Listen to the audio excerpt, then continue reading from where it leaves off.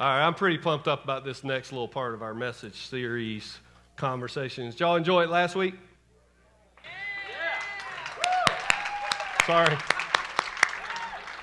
So we're in the middle of a series called Conversations, and this series is all about what it's like to have a conversation, kind of like a coffee shop conversation, and it's got to do with stories of hope from right here inside the Grove Church. And so here's what I want you guys to do. I want you guys to give it up and welcome Mr. Ken Mayfield.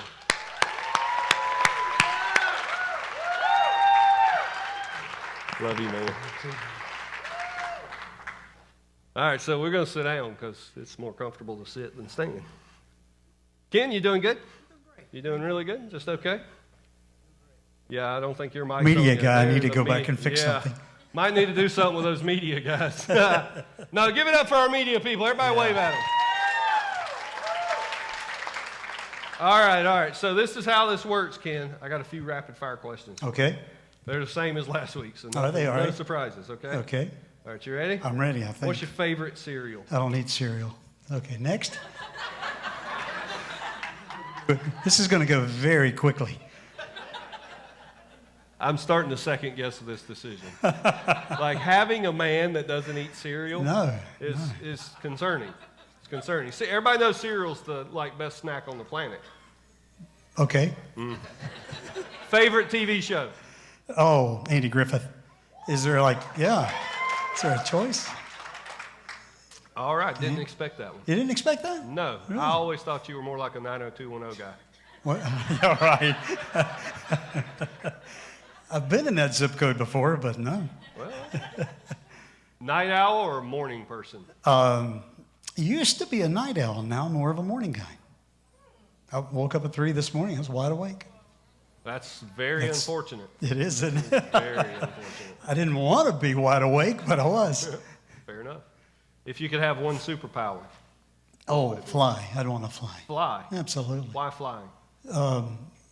To get from here to there quickly, yeah, that'd just be fun. I suppose flying would be fun. Yeah, I'm pretty sure they have airplanes now.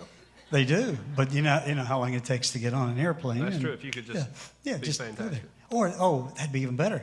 You just transport or teleport somewhere. Teleport. That'd be so okay. Now you're changing it. I from changed it. flying I to just changed it, teleport. just like that. It's my See, if prerogative. you like cereal, you probably wouldn't change so often. That's right. All right, so tell us a little bit about yourself, Ken. Well, I have. I'm in a great church. You ought to hear about it. It's a super place called the Grove. I agree. Yeah. I am married. My sweet wife. As I said when I was teaching a couple of weeks ago, is on the phone over here. Been married 37 years. She's amazing. We have a son who's 33 and in ministry. And so we're very blessed.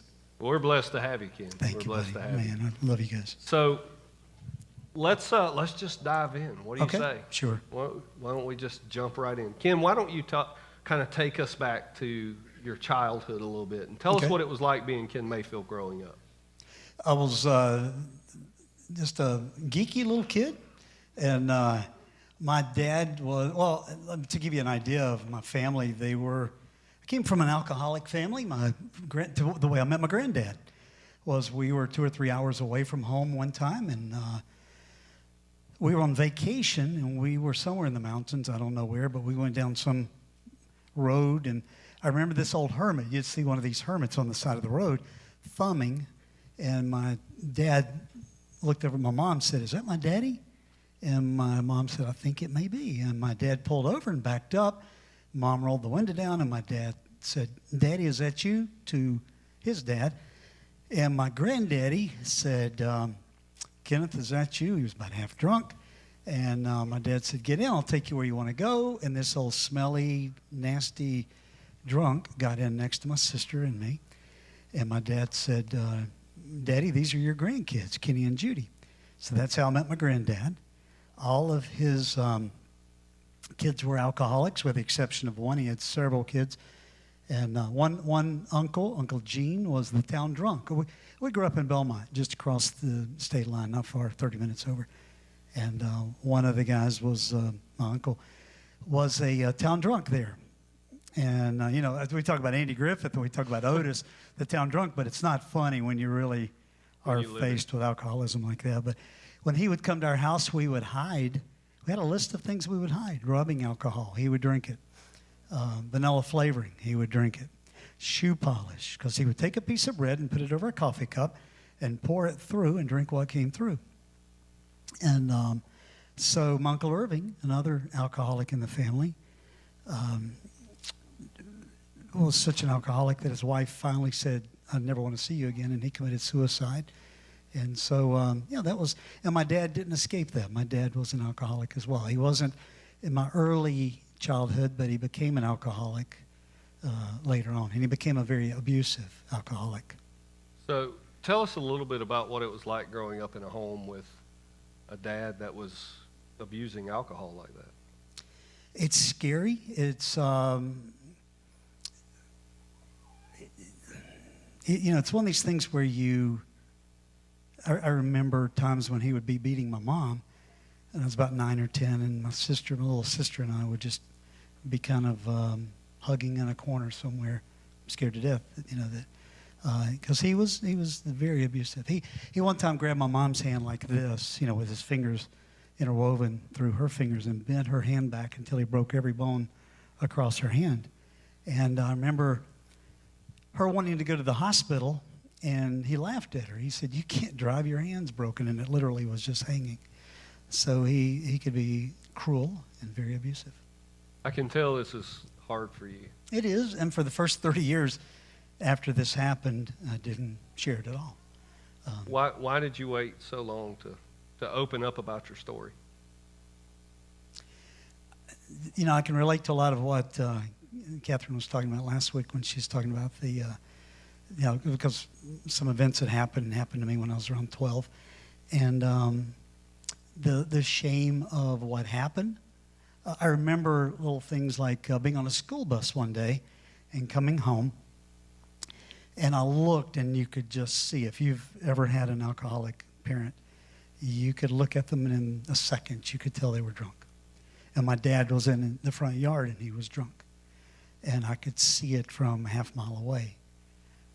And I begged the bus driver to let me off right there. I said, "Stop the bus." And he goes, "You don't live here, you live up there." And I said, "Please, please, please stop the bus." And he said, "I can't do that."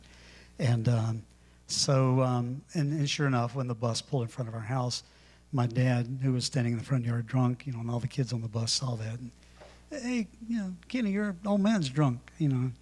It was just, you're full of shame from that kind of a thing. So you wrestled with a lot of shame and Yeah. and hurt, I would imagine. How did those early years experiencing growing up in a home with a father that was an alcoholic impact your later years, maybe your teen years? I was very much of an introvert. I was just very private, And I think it was because you didn't want anybody to know. You didn't want them to know you, the real you. Because you felt that the real you was less than. Okay. So, did you ever struggle with alcohol or? No. No, I hated it so much. Now, Satan deceived me in other areas. I got involved in drugs and a lot of other things later on. But as far as my dad goes, everything kind of came to a head when I was 12. My mom and dad were together and apart, and together and apart.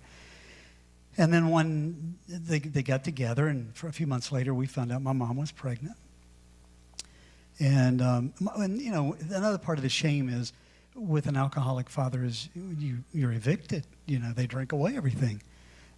We were evicted many times. We had an old rundown car. We were living in a rented mobile home outside of Charlotte. And but my dad came home one day when I was 12, and he was about half drunk, and he told my mom, "I'm not going to have another baby." And he started beating her. And so he started they were throwing things, and he was throwing things, and he would hit her. And he got her to the floor of the living room, And he grabbed her by the wrist, and he said, I'm going to take you to this back bedroom, and I'm going to kill you. So he started kicking her in the face, in the stomach, just to kick her down the hall of the trailer we were living in. And the first bedroom was mine, a little bitty bedroom, the old trailers. Basically had enough room for the bed in it. Even the dresser was built into the wall. And I was there, and I had been given a .410 shotgun for Christmas a couple of years before. And I got the gun because I was scared to death. I was 12 years old. And I pointed it at my dad when he got to the door. And I said, Daddy, leave her alone. And he dropped her. And he started walking toward me. And I was at the end of the bed, and I backed up, I believe, as much as I could. And the next thing I remember is seeing smoke roll, almost like slow motion, and blood go everywhere. And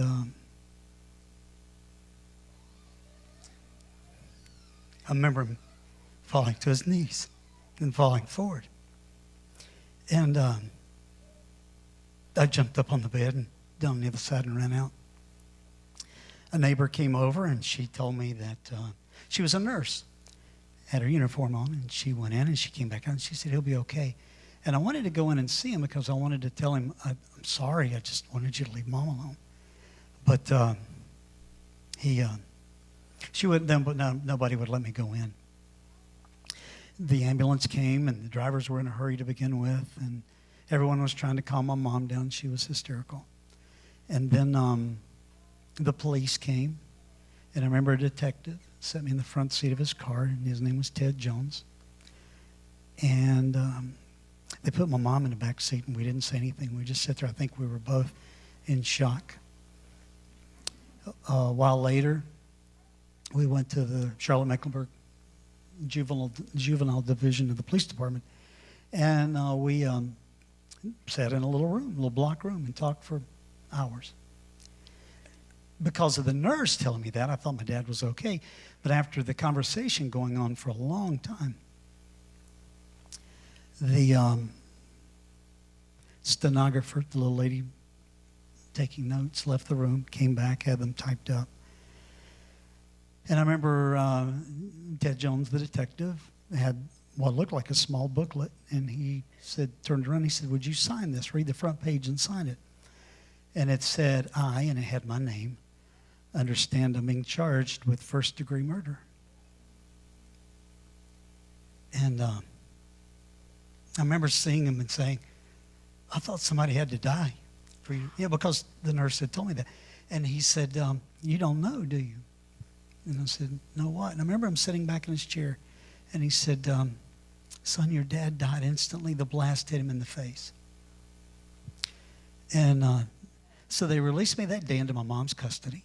And 2 weeks later, I went back and met with the district attorney who would have been the prosecuting attorney. And I didn't, you're 12 years old. You don't know any of this.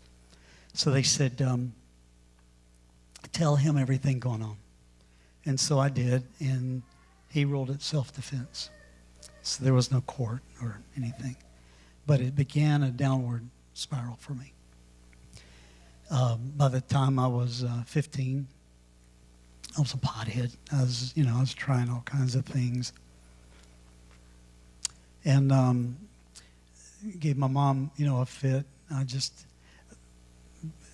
sometimes having a dad like that, even though he's an alcoholic, he was a strict disciplinarian, and it did keep me straight to a certain extent. And all of a sudden, that discipline wasn't in my life anymore. It's obviously very difficult for you to share. It is. And so I want to say thank you for your willingness to share so openly with something that is very traumatic to experience no matter how old you are.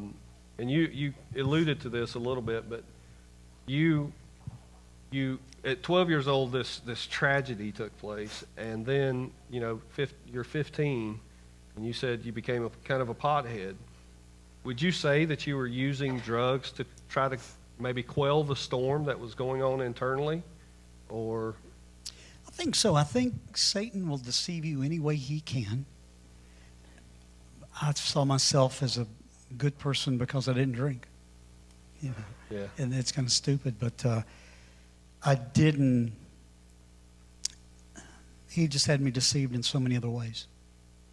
what would you say to someone that may be in the room that struggles with alcoholism? I would say you're not just impacting yourself. You may think you are, but you're impacting and that goes for drugs or any way that Satan may have you deceived. You impact all of those around you. And I've seen, there's a good side to the story, it really is. And that is my Uncle Gene after my dad died, and he had been in over 20 rehabilitation centers. The one I told you we would hide we had a list of things we would hide. He was in over 20 rehabilitation centers, and he would have told you he was drunk within 2 hours of leaving every one of them. My Uncle Gene got saved. Wow. After my dad died, and God did an amazing work in his life. He passed just a couple of years ago, but he was an amazing, amazing man. My granddaddy, the one I told you, got saved. And so God did a work in our family. And, you know, for us, here's one of the things, you know, is abusers typically become abusers. You know, Yeah. it's a learned environment. And so our prayer has been God would break that chain, you know, because God's given me an incredible wife. But God put good people in my life to where I got to watch marriage. And I got to see a couple of couples and watch them interact and watch how they interacted when they disagreed, where my mom and dad would have fought, I mean literally fought. I got to watch couples as they interacted and maybe disagreed, but did it in such a way that where they came to the point that one would say, "You're right," or "We may disagree, but you know what? I still love you." And in those situations, you go, when you're watching and you're a teenager and you're seeing those kind of things. After I got saved, I had a youth director, was one of those people. They came to my house and just built a relationship, and then he shared Jesus with me. And so when I gave my life to Christ, I knew that I didn't want to be my dad. And I wanted a great marriage, which God's blessed us with that. And I wanted to be the kind of dad that my dad wasn't. I think anybody that's ever met Ken knows Ken is nothing like what he described in his dad. Ken is, yeah.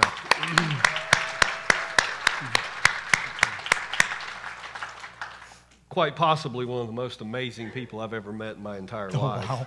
Wow. And so, Ken, you know, one of the things that this series, the reason we're doing it is, you know, I really wanted to highlight people's stories and how God has really taken something that really should just derail our lives, and yet there's still hope. And so, you know, I bet there's people in this room right now, I'd be willing to say there's several that they have either experienced something similar to you. They grew up in a home where their parents were abusive or abusing substances or what have you. Tell me about kind of that defining moment in your life where Jesus just kind of healed you and moved you into a place. And my hope is maybe when they hear this story of what Jesus did in you, that they can hope again. I think that you have scars. You can't help but have those scars. But God's all about healing you and making something beautiful out of a life that Satan wanted to steal or to kill or destroy. And so, no matter what kind of background you've had, no matter what you've been through, you can say, "Hey, God, you've got a purpose for me. You've got you've got something for me to do, and I want to be in your will. And a lot of people have asked, how is it that you know you're in God's will? I know that this moment I'm in God's will. Wow. It's day by day. It's every hour. For this hour, I'm going to be in God's will. And you keep living that out and saying, when you wake up in the morning, God, show me what it is you want me to do. Bring me across the paths of those whose lives I can change, or I can at least impact. I can plant a seed, or I can do something to make a difference. Your past does not have to define who you are. It doesn't have to define your future. Because God has this path, and no matter who has tried to divert you, if you'll just commit your life to Him and say, God, put me on that path that you want me to be on. No matter what you've done, no matter what you've grown up in, God's got that for you. Yeah, I think one of the challenges is, we tend to think that when God heals us, it won't be hard. Right. On the other side of the healing. But just as you were sitting here sharing it, one of the things that I thought about was just watching you as tears fill your eyes, and you can feel the emotions kind of rising to the surface. It's still hard. Oh, yeah.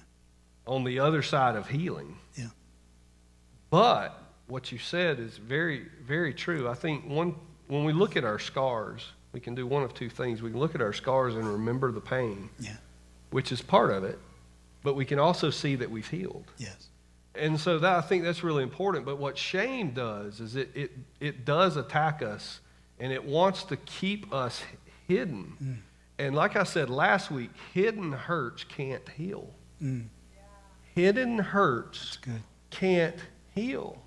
And so I think if you came in this morning and maybe you've been in hiding for a long time, you've been in hiding for maybe years, maybe even decades, I don't know. But the reality of it is I believe that people here needed to hear this story so that God could say, I want to bring that into light so that we can heal it.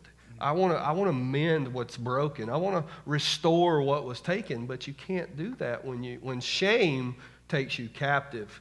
And I think that's just such a powerful story. I thought about Moses when you were talking, and Moses had plenty of excuses of why he didn't want to do what God asked him to do. And I think if anybody has an excuse, Ken, you've got plenty.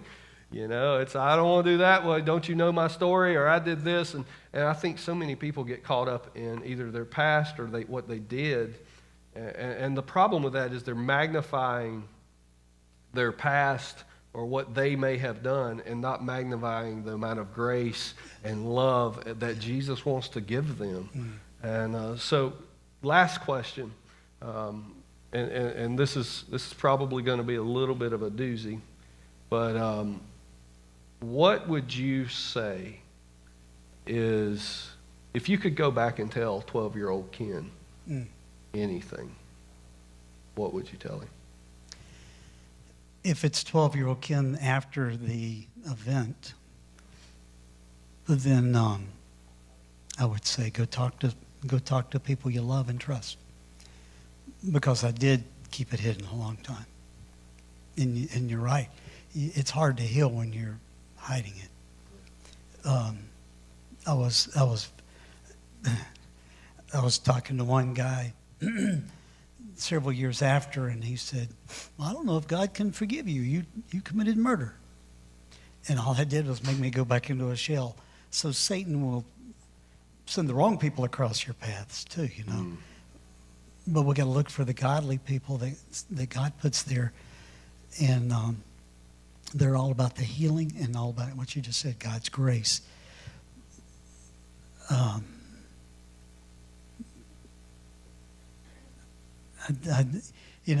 When I study about grace, I'm just sit there and go, wow, God, you let me be your child. You let me have a wonderful wife. You let me have a wonderful son who's involved in ministry. I don't deserve any of this. but it's not like I do everything right, but that's where God's grace has been applied. Yeah. And he's been so good to me. And he will every single one of us. Ken, I just want to say, I think why Moses came to mind was, the story. Moses killed an Egyptian. Yeah, hit him in his hand. And it would have been really easy for Moses to not walk in his purpose. And I think it's beautiful that you are walking in your purpose and not letting your past prevent you from moving forward into what God has for you. And that's just a beautiful story. Mm-hmm. It's incredible. And I know I'm super appreciative of you and your courage to come up here and share this. Yeah, go ahead, guys. And so let me just say to you, maybe you walked through the doors this morning and you really just came to church because maybe a baby was being dedicated and you were invited by family or friends. And so you walked through the doors, but you heard Ken talking, and while he was talking, you realized there's some things in your past. There's some hurts that you need to heal, some things that you need for God to really just remind you that, hey, my arms are open for you. Maybe you've had some people like Ken described that came along and told you the wrong things. I want you to know this is a house of grace where you do not have to hide. You can bring all the ugly right down here to the front, and we're going to put our arms around you and love you because we understand what grace is because we're recipients of it.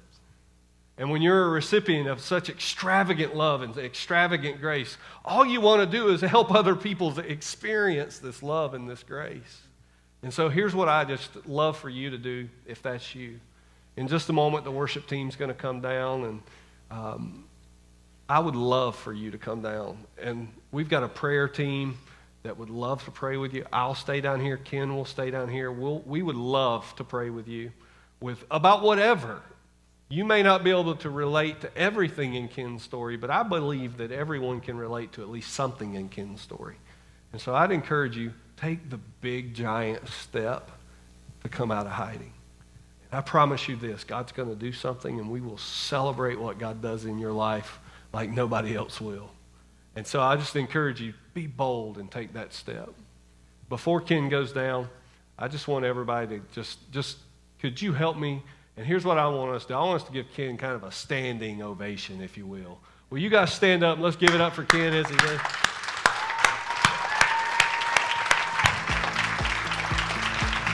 Love you, man.